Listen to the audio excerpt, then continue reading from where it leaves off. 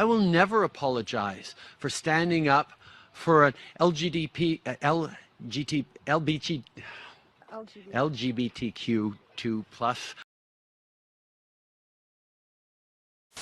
In 2015, Stephen Harper presented a budget that had slashed funds for policing, slashed funds for CBSA officers, slashed funding for Veterans Affairs Services, and we were there to clean up the mess, to cut taxes for the wealthiest 1%, lower them for the middle class, to support families, to start moving forward on gun control in real ways while the Conservatives cozy up to the American gun lobbies.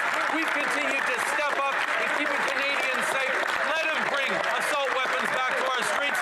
We'll keep Canadians safe.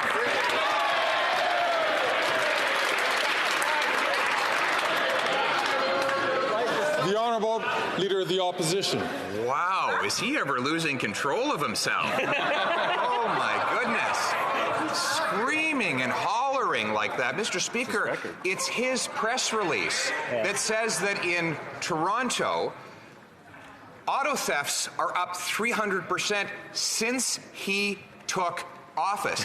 His solution is to hold a summit. He held a summit on food prices. Food prices went up. He held a summit on housing. Housing costs doubled. How much is crime going to rise after all the bigwigs go to his summit?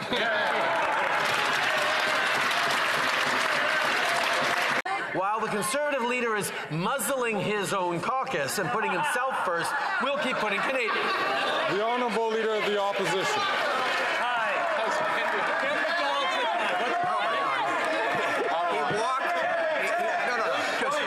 This one is just too easy. He walked into it. He had to muzzle a member from Newfoundland who called for an end to his leadership, joining another senator who did the same, because they understand that their constituents are literally starving and unable to heat their homes because the Prime Minister is quadrupling the carbon tax, doubling housing costs, and giving the worst inflation in 40 years. Why won't he listen to, instead of intimidating, his member for Newfoundland and put his leadership up to a review for... The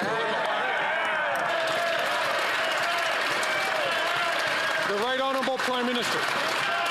Speaker, over the course of the fall, we've announced projects on housing that are going to create 500,000 new homes across this country over the year. We're working hand in hand with community leaders, with mayors. We're making sure that we're moving forward on the priorities that are facing Canadians. In terms of standing up for his caucus, the leader across the way will not even mention the fact that the person sitting 3 seats to his left dined with a far-right conservative German politician and wants to abolish the United Nations. Is abolishing the United Nations now the official position of the Conservative Party of Canada? On this, like everything else, he is a fake and he is a phony. Let's go for the fact. Fake and he's a phony. The Opposition. His carbon tax deal does not distract from the fact that he announced $400 million in surface-to-air equipment that he has still not delivered. Right. What he did deliver is detonators to Putin, so that Putin could put them in landmines and blow up Ukrainians. He delivered a turbine that was refurbished in Montreal so that Putin could put it in his pipelines and pump gas and make money off Europe that we should be bringing home to this country. Why is it that he always stands up for the dirty dictators like Putin instead of the paychecks for our people? Mr. Speaker, when the Leader of the Opposition refers to Ukraine as some faraway foreign land, when he continues to insist that all of his MPs, including Ukrainian Canadian MPs, vote against a free trade agreement that Volodymyr Zelensky is asking us to vote for to support Ukraine, he can't hide behind the kind of misinformation and disinformation that he regularly peddles in. It's very simple, Mr. Speaker. Will the members of the Conservative... Mr. Speaker, he could not point to a single thing that I said that was untrue, because it is all factual. It is a fact that we already have an excellent trade agreement with Ukraine, that it does not include a carbon tax, and that there is no need for a carbon tax to be in any free trade agreement. In fact, there never has been a need for a carbon tax in any other free trade agreement in the history. But while he remembered a carbon tax, he forgot to include in the deal a ban on him sending detonators and turbines over to Putin. Why is it that he's so determined to allow Putin to acquire weapons and money rather than having a real free trade deal with Ukraine?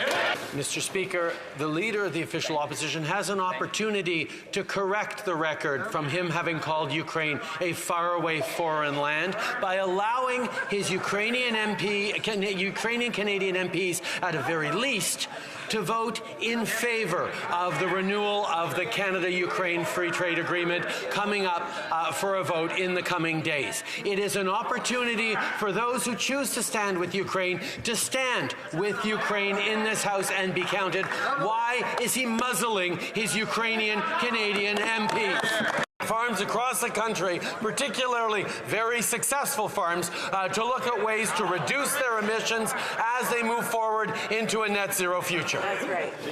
The Honourable Leader of the Opposition. So that's his attitude now. Remember when he called small businesses wealthy tax cheats? Now he accuses the Carleton mushroom farm of being too successful. Therefore, they need to pay higher taxes. He clearly has no idea about our food supply chain because, of course, grains have to be dried, and the fuels for drying are now taxed. Barns have to be heated. Those barns, that heating, are now taxed. There's a common-sense Conservative bill to axe the tax on those farmers to lower the price of the food.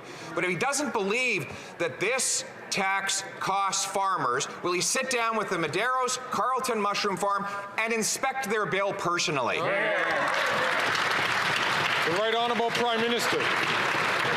Mr. Speaker, our government reached out and will continue to reach out to a range of farmers across the country who want to reduce their emissions, who are concerned about climate change, who want to preserve our land for future generations, who understand, unlike these MAGA conservatives, that there is no choice anymore between protecting the environment and growing the economy. While the conservatives want to take us back to the Stone Age, we're going to continue to invest in supporting farms, supporting businesses, supporting Canadians while we reduce our pollution, reduce our emissions, and build a stronger future for everyone.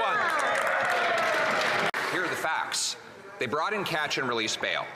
They reversed part of it. But guess where catch and release remains in place even after their most recent bill? Car theft. Oh. So car thieves can still get catch and release same-day bail because of this Prime Minister's amendment to the Federal Criminal Code. Ports are federal, he mismanaged them. The RCMP is federal, he mismanaged that. The Criminal Code is federal, he brought in catch and release. Won't he own up to his failures, reverse these decisions so we can keep our cars? After the summer we've had, they continue to say no plan against climate change is what's good for Canadians, good for our economy, good for businesses. They are wrong, and Canadians are going to show them that once again.